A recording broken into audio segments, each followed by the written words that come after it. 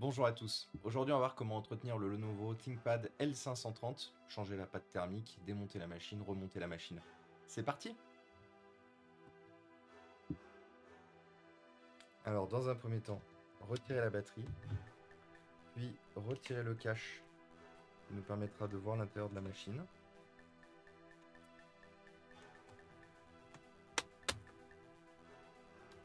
Il s'agira ensuite d'enlever le disque dur et d'enlever le lecteur pour avoir la visibilité sur toutes les vis. Le lecteur a une petite vis, donc à bien mettre de côté. Vous avez un certain nombre de vis, des plus petites et des plus longues. Donc à noter que petite vis, petite vis, petite vis, petite vis, petite vis, petite vis, longue vis pour le clavier, longue vis pour le clavier, et tout le reste sont des vis de taille médium.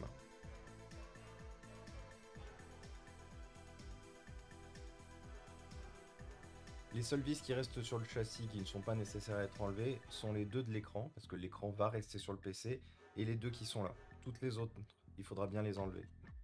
Ensuite, vous retournez la machine. Vous allez pouvoir slider le clavier vers le haut en y allant tout doucement. Le clavier est encore attaché, il faudra le détacher. Vous avez ensuite trois vis à retirer, donc qui sont des vis blanches spécifiques pour l'intérieur. Il faudra ensuite débrancher les antennes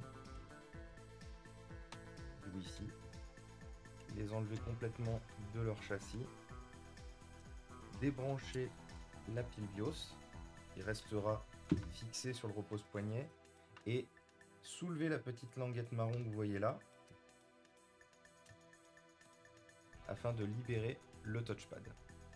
Vous allez pouvoir ensuite, muni d'un médiator, pouvoir faire craquer le châssis un peu partout, afin de pouvoir l'enlever.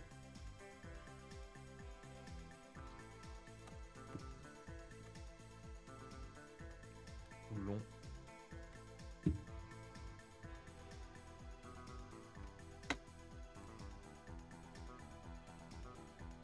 Et c'est enlevé.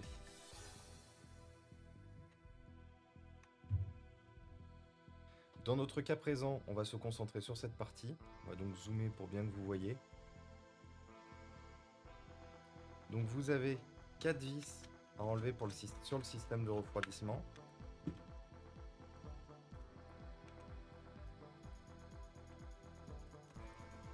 Le ventilateur à débrancher. Mais vous avez aussi la nappe d'écran à enlever. Parce que la nappe d'écran et l'antenne du Wi-Fi passent sur le ventilateur. Donc il faudra les débrancher ici. Et une fois que ceci est fait, vous pouvez soulever votre système de refroidissement, le décaler vers la droite et vous pouvez complètement l'enlever. Il s'agira ensuite de nettoyer la pâte thermique qui se trouve sur le système de refroidissement et de nettoyer celle qui se trouve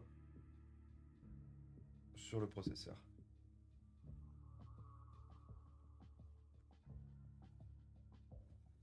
Et de réappliquer la nouvelle.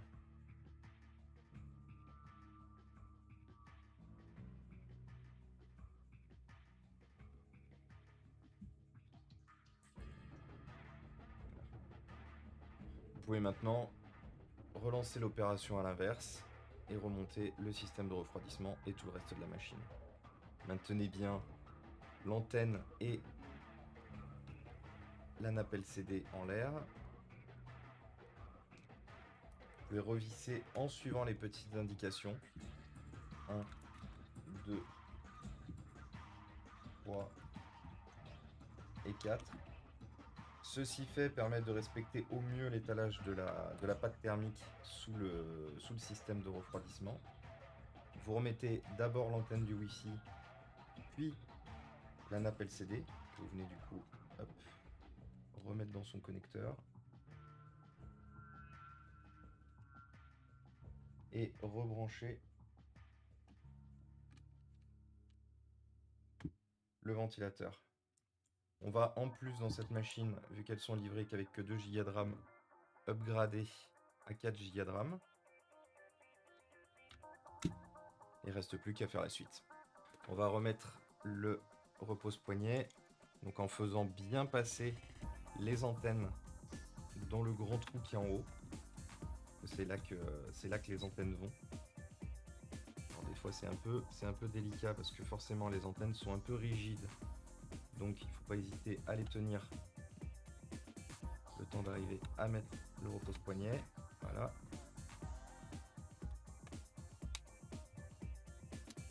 Vous pouvez par la suite reclipper le repose-poignet partout.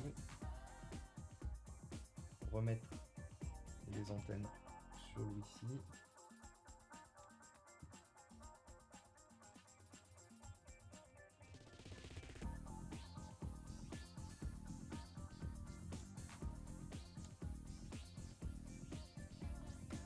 Là. Rebrancher la pile BIOS. Rebrancher le touchpad.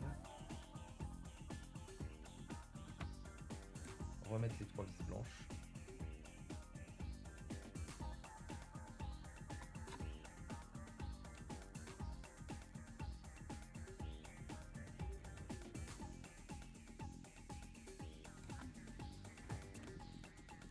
Rebrancher le clavier.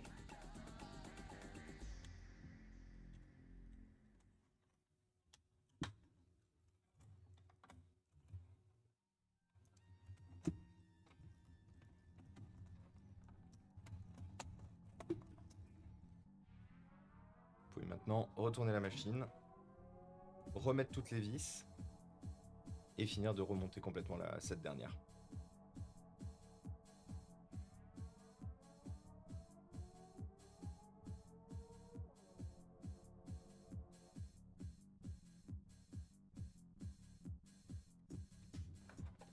Et voilà, votre ordinateur est maintenant nettoyé, prêt à l'emploi pour encore de nombreuses années.